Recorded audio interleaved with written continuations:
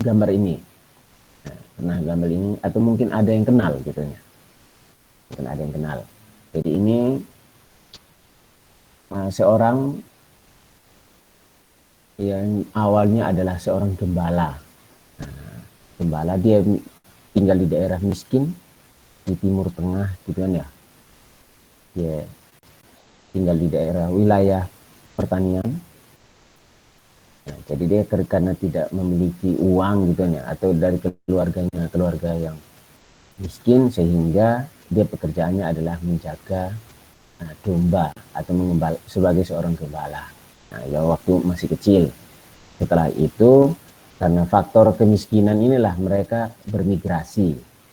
Nah, bermigrasi menuju Prancis. Menuju Prancis tujuannya adalah untuk mencari kehidupan yang layak. Setelah sampai di Prancis, maka dia mulai belajar. Nah, dia belajar sampai dia bisa kuliah dan akhirnya menjadi menteri.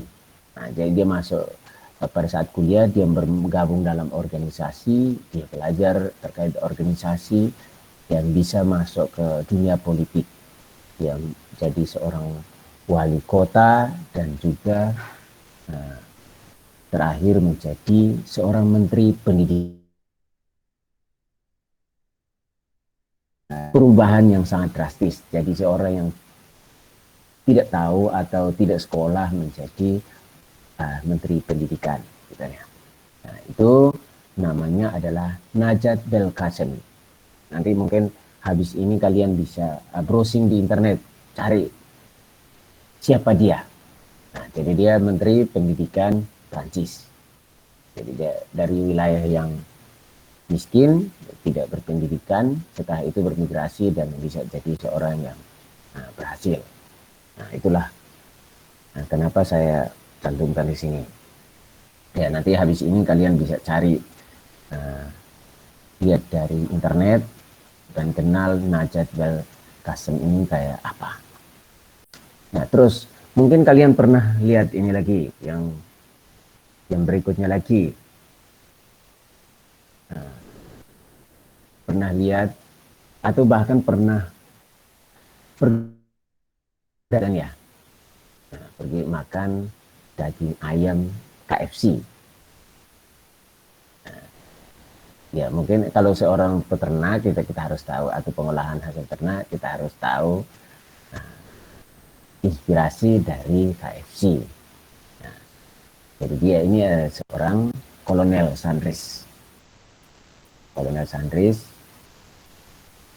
Jadi dia bisa jadi seorang tentara, setelah dia banyak kerja juga, terus nanti bisa, dan hampir pernah bunuh diri gitu ya. Nah, hampir bunuh diri. Nanti kalian bisa baca juga siapa pendiri KFC, inspirasi dari KFC. Dan dari situ kalian bisa belajar juga, karena kita di bagian pengolahan saat ini banyak KFC-KFC-an yang berdiri, mungkin kalian bisa jadikan sumber inspirasi untuk belajar terkait dengan racikan ayam goreng KFC yang membuat kita terpikat untuk pergi makan di sana. Pendirinya adalah Kolonel Sandris. Nah, nanti kalian bisa cari tahu siapa dia kok dari Kolonel Sandris ini. Nah, karena dia juga hampir pernah bunuh diri, putus asa dan hendak bunuh diri, tapi gagal. Kata berbagi sumber sampai 1009 kali gitu ya, tapi gagal. Nah, setelah itu dia mulai sadar bahwa dia itu memiliki hobi memasak. Dia hobi memasak. Nah, setelah dia tahu ayamnya enak, dia tawarkan juga kepada pebisnis, tapi semuanya ditolak. Setelah itu dia mulai sadar, dia bikin sendiri. Nah, apa yang terjadi saat ini, kita ingin makan KFC, apalagi pagi hari atau siang hari, malam hari, wah sepertinya sangat nikmat kalau kita makan ayam goreng gitu nih, ayam goreng KFC, dan itu punya karakter yang luar biasa gitu nih. itu adalah KFC, pendirinya adalah Kolonel Sandris. Nanti kalian bisa cari tahu juga siapa dia. Nah, berikutnya lagi. Nah, kalau kita lihatin di dalam teori motivasi ini atau di dalam actuating atau pengerahan penggerakan itu seperti yang sebelum-sebelumnya saya katakan bahwa bagaimana caranya kita berusaha menggerakkan anggota, usaha menggerakkan anggota kita atau karyawan kita atau bahkan menggerakkan diri kita sendiri, menggerakkan diri kita sendiri untuk mencapai suatu tujuan. Nah, suatu tujuan yang tentunya efektif dan efisien. Nah, bahkan yang sebelumnya kita sudah pelajari, kita harus tentukan dulu tujuan hidup kita. Nah, menentukannya harus smart gitu kan ya. Nah, harus smart, setelah itu kita mulai eksekusi atau mulai bergerak atau mulai pelaksanaan, mulai melaksanakannya. Ini yang minggu kemarin kita sudah belajar fungsi apa saja yang ada di dalam actuating ini. Ada fungsi komunikasi, ada fungsi kepemimpinan, ada fungsi koordinasi dan lain sebagainya. Setelah itu ada fungsi motivasi yang pagi ini kita akan bahas semuanya. Nah, jadi kita memotivasi orang lain.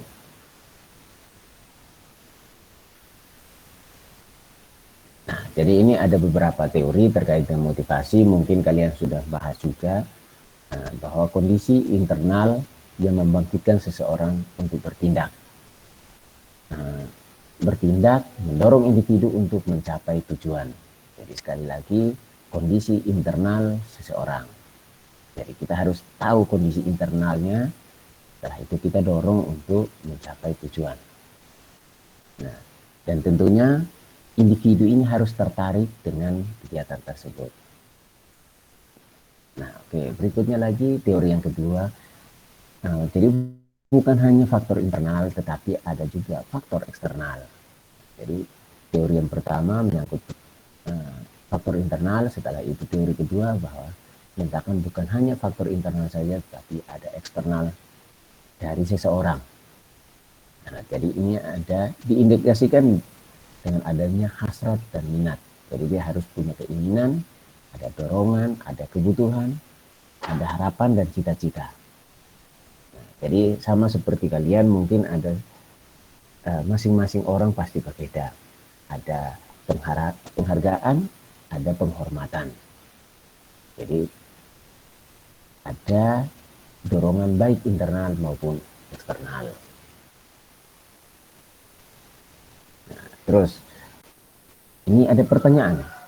Hal apa yang memotivasi Anda? Nah, memotivasi Anda kuliah.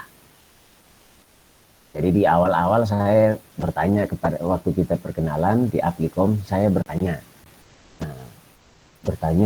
kenapa kok masuk Poliwangi. Nah, itu adalah bagaimana caranya saya memahami motif kalian kuliah. Jadi kalau saya pahami motif kalian kuliah, maka setidaknya nanti saya bisa tahu, oh ini apa yang harus dilakukan. Nah, jadi atau faktor internal dan faktor eksternalnya. Jadi kalian sudah masuk kuliah, maka kalian harus gali lebih banyak lagi faktor yang memotivasi Anda kuliah.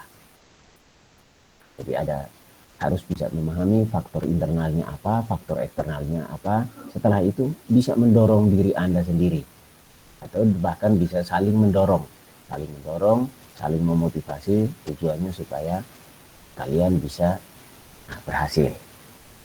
Nah, itu adalah motivasi. Nah, ini ada teori yang pertama. Jadi ini teori yang paling dasar dari teori motivasi. Yang pertama,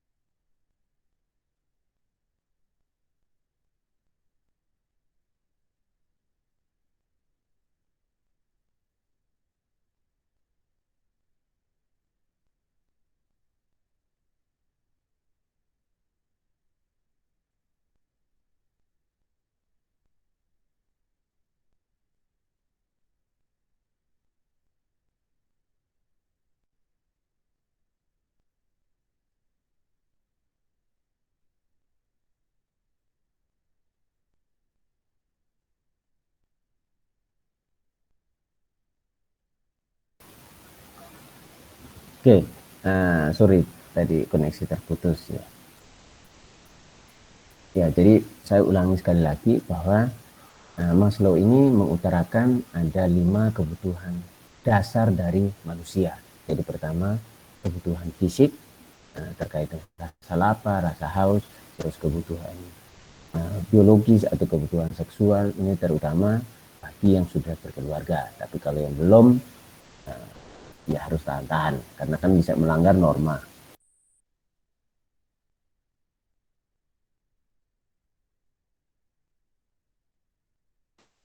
Oke. Berikutnya lagi kebutuhan akan rasa aman. Kebutuhan rasa aman ini juga masuk kebutuhan yang kedua. Jadi ketika seseorang sudah memenuhi kebutuhan yang pertama, maka akan beranjak atau berpindah ke kebutuhan rasa aman. Terus berikutnya lagi kebutuhan akan kasih sayang. Kebutuhan akan kasih sayang ini juga menjadi kebutuhan yang ketiga. Jadi kalau kebutuhan rasa aman sudah terpenuhi, maka dia butuh orang lain. Butuh orang lain untuk berkomunikasi, untuk bertukar pikiran, atau bahkan bertukar kebutuhan yang lain. Bisa mendapat perhatian dan segala macam. Atau bahkan sudah nyaman kuliah, mungkin butuh pacar gitu kan ya. Itu adalah kebutuhan yang ketiga. Terus kebutuhan yang keempat, kalau ketiga sudah terpenuhi, maka naik menjadi kebutuhan yang keempat atau kebutuhan akan harga diri. Jadi butuh dihargai. Jadi butuh dihargai termasuk kalian. Mungkin kalau suatu saat ada punya prestasi, maka butuh dihargai, atau bahkan di dalam kehidupan sehari-hari juga butuh dihargai.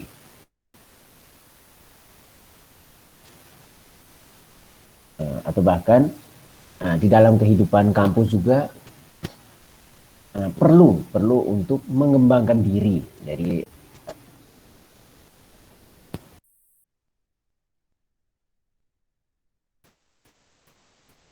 di dalam kampus juga mungkin kamu butuh yang namanya mengembangkan diri. Nah, jadi di kampus ya kamu harus bisa masuk organisasi. Tujuannya adalah kebutuhan akan harga diri. Jadi kamu bisa mengembangkan diri, potensi apa yang ada di diri kamu atau yang kurang kamu bisa belajar untuk mengembangkan diri, mengembangkan potensi yang kamu miliki. Nah, terus mungkin sudah tahu ada tanggung jawab. Oh, dia bisa ketika di kelas dia bisa jadi ketua kelas, maka ada tanggung jawab. Nah, dari situ dia bisa belajar lagi, belajar untuk memiliki kemampuan yang dianggap masih kurang. Terus nanti bisa memberi penghargaan atau menerima penghargaan dari orang lain, pengakuan kalau dia berbuat sesuatu, terutama saat ini dunia medsos sangat kuat. Jadi ketika melakukan sesuatu yang bagus, maka dia segera memposting di Facebook atau Instagram atau media sosial yang lain. Tujuannya orang lain mengakui kehebatan dia, gitu ya. Itu kebutuhan yang keempat. Nah, terus nanti kebutuhan aktualisasi diri. Nah, itu yang paling terakhir, kebutuhan aktualisasi diri ini. Jadi kita katakanlah dari kampus itu bisa memberikan kesempatan kepada mahasiswa untuk katakanlah ikut PKN, gitu. Ikut PKN itu tujuannya adalah supaya kamu bisa mengaktualisasikan diri, gitu ya. Jadi PKN itu adalah bagian daripada kebutuhan yang kelima. Tapi mungkin karena kalian belum sadari, jadi kecenderungan hanya datang belajar seperti biasa, datang dari rumah ke kampus belajar, atau bahkan hanya datang duduk diam dengar kerjakan tugas pulang. Nah, ini kalian harus pahami teori 5 teori dasar ini tujuannya untuk apa? Supaya kalian bisa jauh lebih baik ke depannya. Nah, itu adalah teori yang pertama dari Maslow. Nah, teori ini kadang digambarkan bentuknya seperti piramida. Jadi di urutan yang paling dasar atau urutan pertama kebutuhan fisik, terus ke rasa aman, kebutuhan sosial, harga diri, dan yang terakhir yang tadi itu adalah aktualisasi diri. Nah, ini menurut anggapan bahwa hanya teori belaka. Hanya teori belaka sehingga muncullah berbagai teori. Muncullah berbagai teori yang nanti kalian akan sampaikan. Nanti akan kalian sampaikan teori-teori motivasi dari yang lain. Karena ahli-ahli menganggap bahwa 5 kebutuhan dasar yang dikatakan Maslow ini hanya bersifat teori. Hanya bersifat teori sehingga nah, tidak cocok gitu nih, tidak cocok untuk berbagai hal. Nah, jadi itu yang nanti kita akan bahas. Setiap kelompok diberikan kesempatan beberapa menit untuk memaparkan apa yang dia sudah cari. Oke, mungkin itu dapat saya berikan quote juga. Jadi setiap dia saya akan berusaha memberikan quotes yang terkait dengan materi. Jadi ini saya kutip dari seorang komedian atau stand up komedian yang menyatakan bahwa cinta ternyata menjadi faktor motivasi paling mujarab gitu ya. Nah, jadi dan itu juga kalau dilihat dari teori Maslow ini ada kebutuhan akan kasih sayang. Nah, terus saya membuat bahwa kehadiranmu juga bisa memberi motivasi untuk kalian semua. Ya, itu dari saya. Nanti kita bisa pindah ke kalian, nanti setiap kelompok itu bisa menyajikan apa yang dia sudah cari.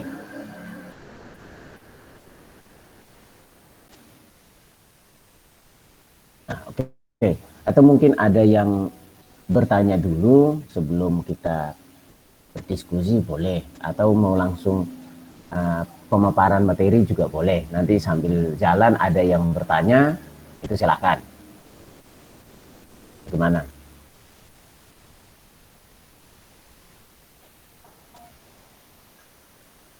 Langsung atau ada yang mau tanya dulu?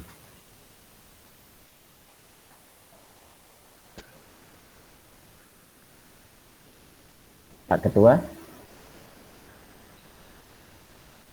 bagaimana? Langsung atau ada yang tanya? Kalau ada yang tanya silakan.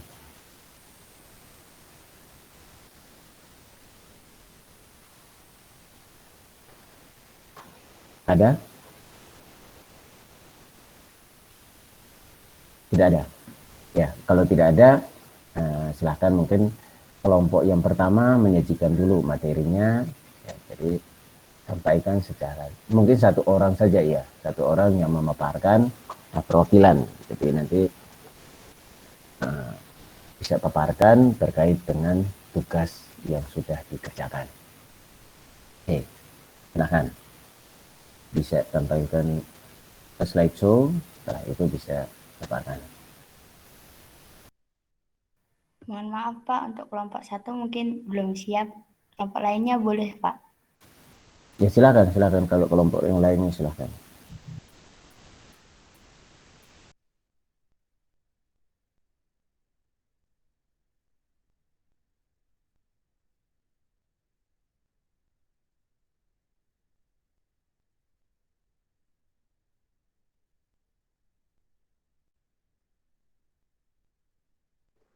Pak Sevi, mohon izin itu untuk share screen ya, Pak. Silakan. Ini kelompok berapa ini? Kelompok 3.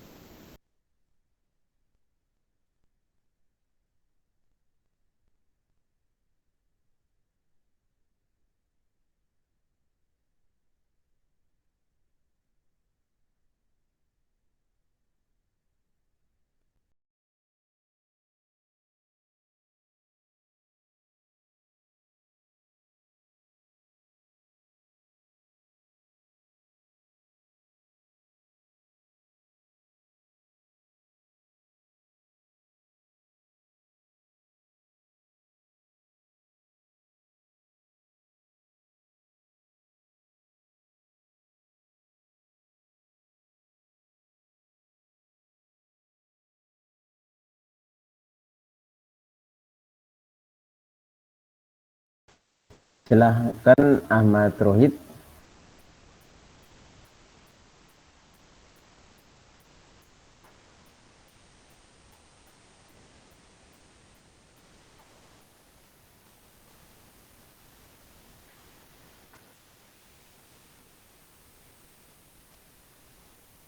Ahmad Rohid, ada apa? Silakan.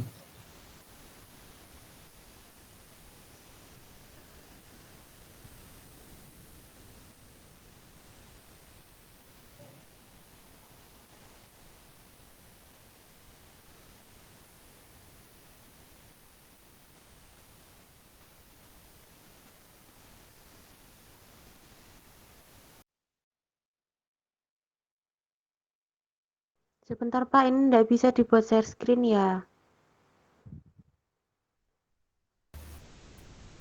Mungkin filenya dikirim saja di grup ya. Iya sudah. Ini masih dicoba Pak. Ini kelompok berapa tadi? Kelompok 3. Ini Kelompok 3.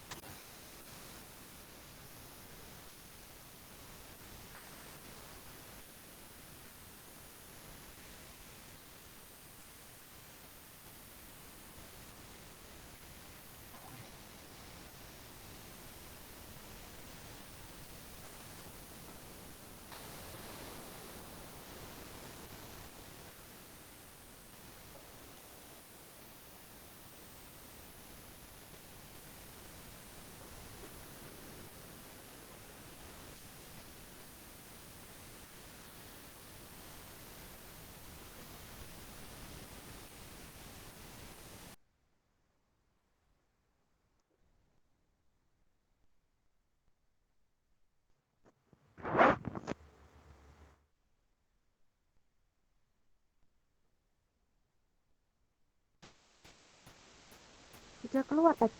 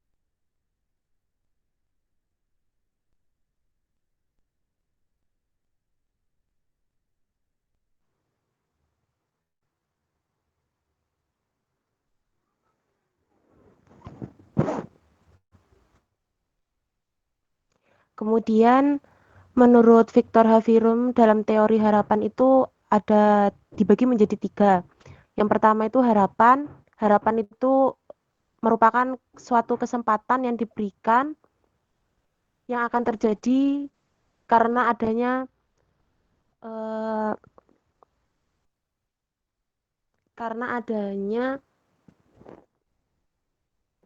keseriusan dalam seseorang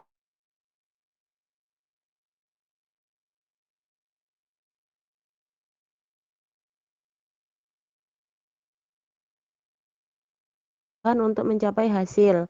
Yang ketiga itu ada instrumentality, besarnya kemungkinan dalam bekerja efektif. Apakah hal itu dapat terpenuhi atau tidak dalam suatu kebutuhan. Untuk kelompok 3 sendiri, dalam studi kasus ini mengambil kasus PHK, yaitu dalam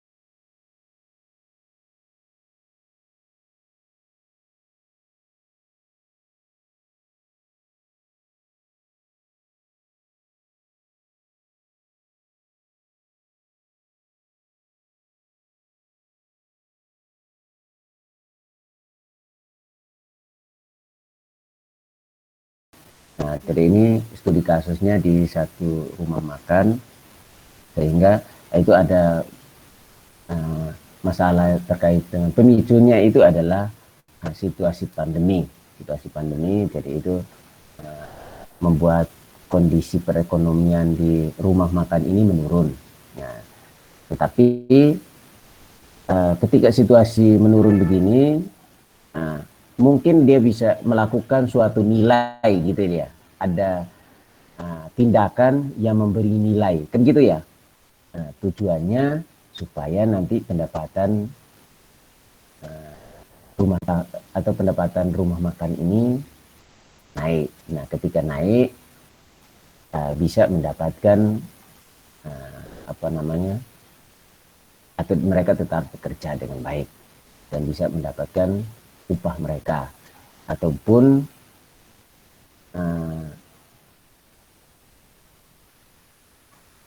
nanti ketika ada kondisi ini ada karyawan yang punya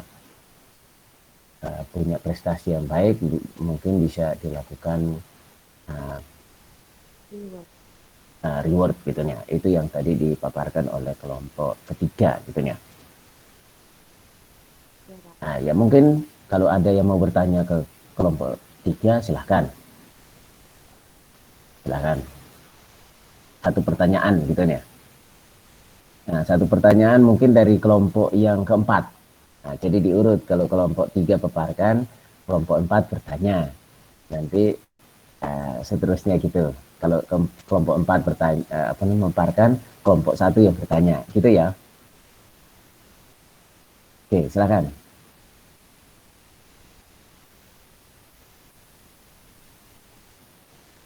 Ada?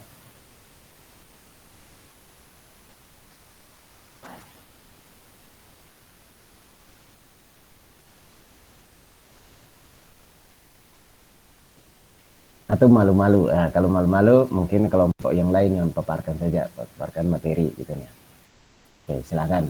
Kelompok yang berapa lagi? Satu, dua, atau empat?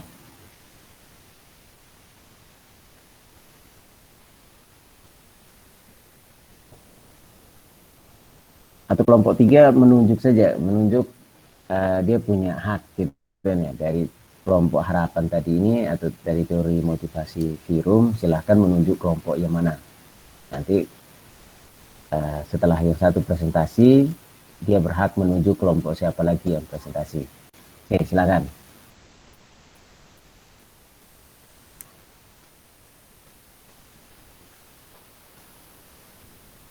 Silakan ditunjuk kelompok mana.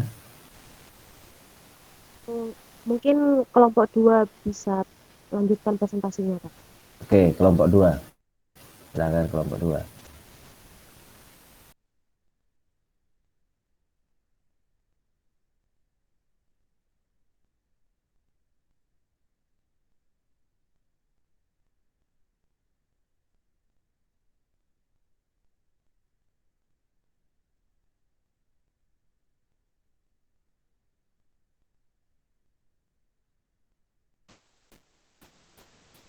Kelompok 2.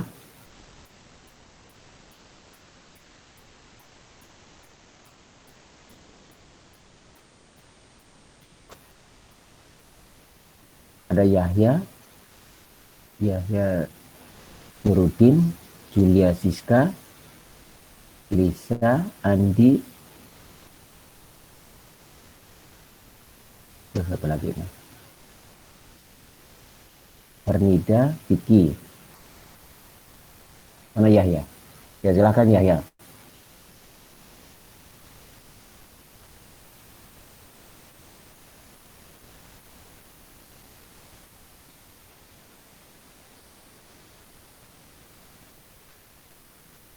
Yahya.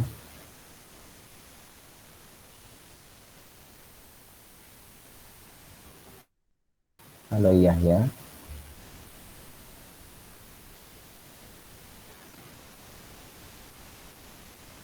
Yahya.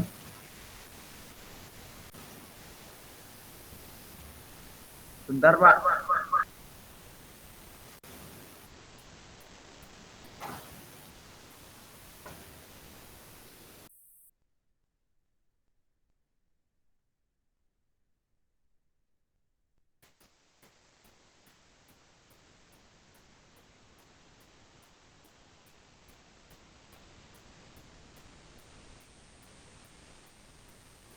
Nanti kelompok yang lain langsung siap-siap ya, supaya waktu nunggunya jangan lama.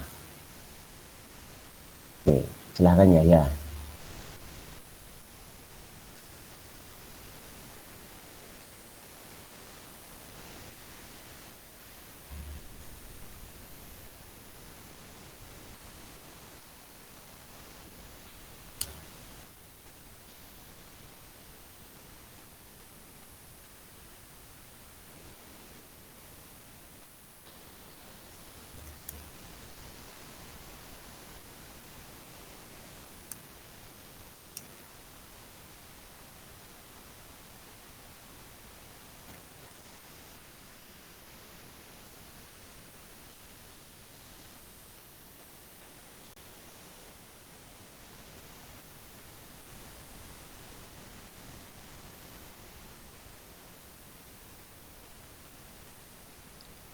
Permisi Pak, mau share screen.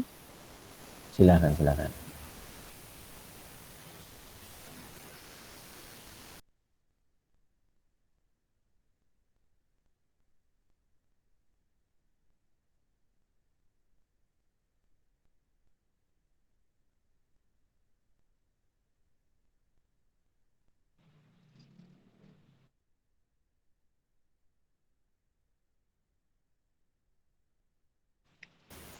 Sudah, silahkan. Assalamualaikum warahmatullahi wabarakatuh. Perkenalkan, nama saya Lisa Yulianti Safitri dari kelompok 2 akan mempresentasikan dari teori motivasi ERG dari Clayton Aldever tahun 1972.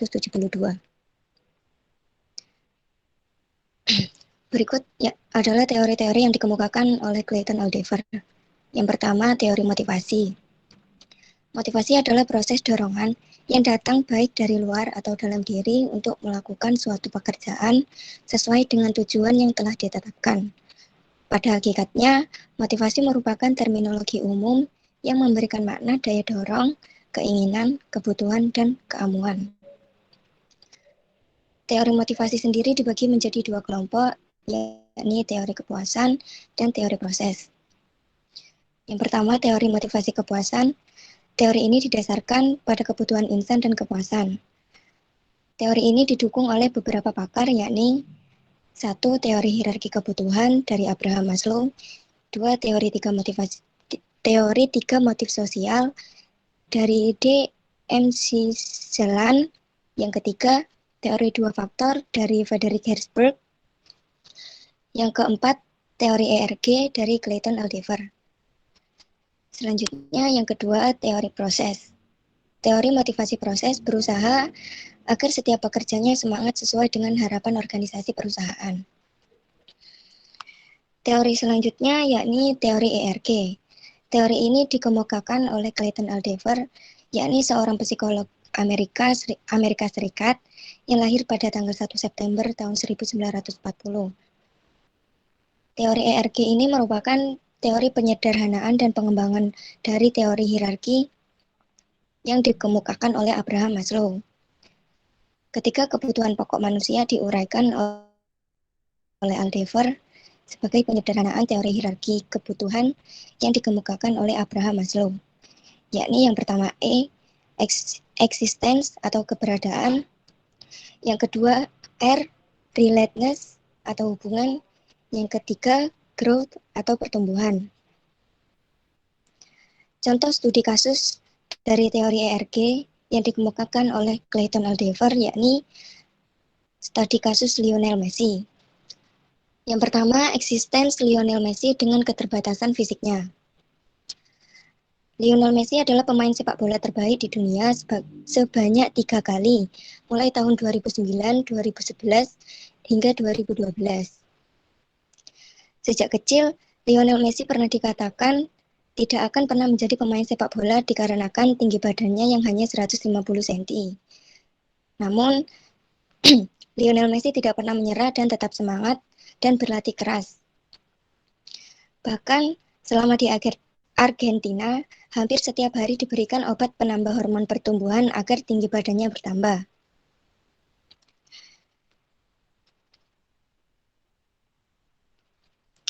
Yang kedua yakni relatedness Lionel Messi menjadikan dia seorang miliarder.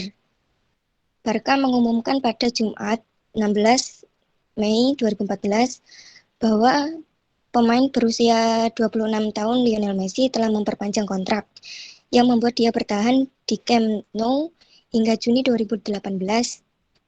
Selain akan memperoleh gaji yang tinggi, Messi juga mendapat bonus sekitar 5 juta euro per musim untuk penampilannya. Sejak Messi melakukan debutnya pada musim 2004-2005, Barca telah memenangi 21 gelar, termasuk 3 trofi Liga Champions dan 6 trofi Primera Division. Lionel Messi bergabung dengan Akademi Barca pada usia 13 tahun setelah pemain dari Newell's Old Boys di tanah kelahirannya, Rosario. Yang ketiga, growth Lionel Messi dengan lingkungan sekitar. Tidak hanya tersohor sebagai pemain terhebat di dunia, bintang Argentina dan Barcelona, Lionel Messi juga dikenal sebagai seseorang yang memiliki kepribadian dengan jiwa sosial yang tinggi.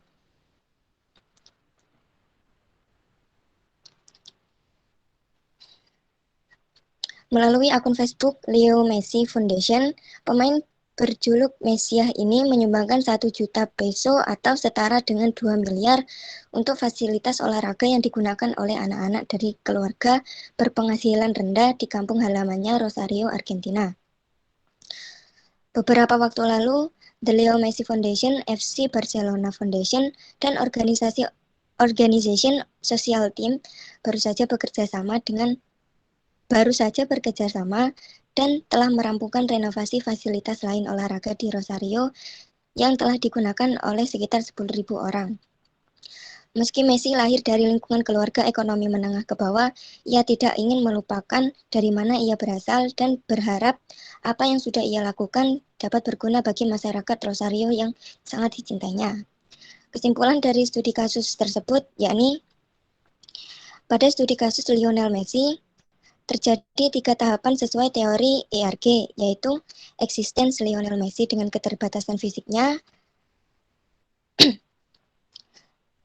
yang membuatnya berlatih keras dan tidak menyerah sampai akhirnya ia berhasil menunjukkan karir gemilang. Yang kedua, relentless Lionel Messi menjadikan dia seorang miliarder, dan growth Lionel Messi dengan lingkungan sekitar, yaitu dengan menyumbangkan hasil kerjanya untuk pembangunan sebuah kompleks olahraga yang memungkinkan anak-anak memiliki tempat khusus olahraga, pelatihan pendidikan, dan kebudayaan. Sekian dari saya. Wassalamualaikum warahmatullahi wabarakatuh. Waalaikumsalam.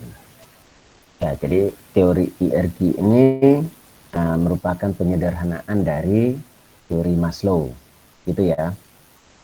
Jadi tadi mungkin kebutuhan fisik dan rasa aman digabunglah menjadi teori eksistensi, gitu kan ya. Jadi IRG I-nya itu eksistensi, terus nanti relatedness, terus growth, gitu ya. Jadi disingkat menjadi teori IRG. Jadi tadi studi kasusnya seorang pesepak bola, Lionel Messi. Mungkin kalau yang fansnya Barca pasti tahu lah, gitu ya. Kalau yang cowok-cowok atau yang cewek dan fans sama Barca dan Messi pasti paham.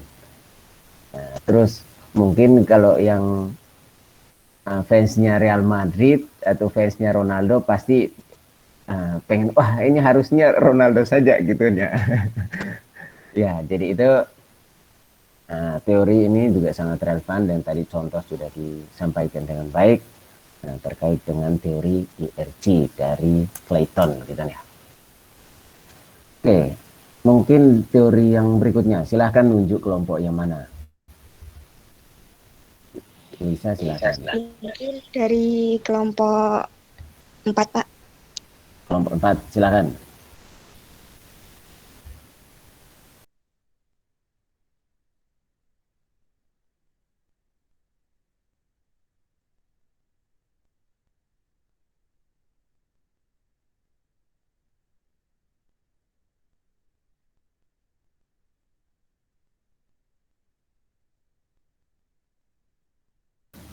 Kelompok 4.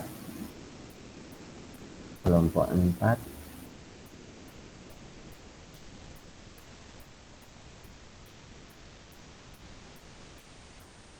Ada Puput, ada Dwi Ayu, ada Nurul, ada Risa, ada Aulia, ada Viko, Bayu, dan Galuh. Silakan.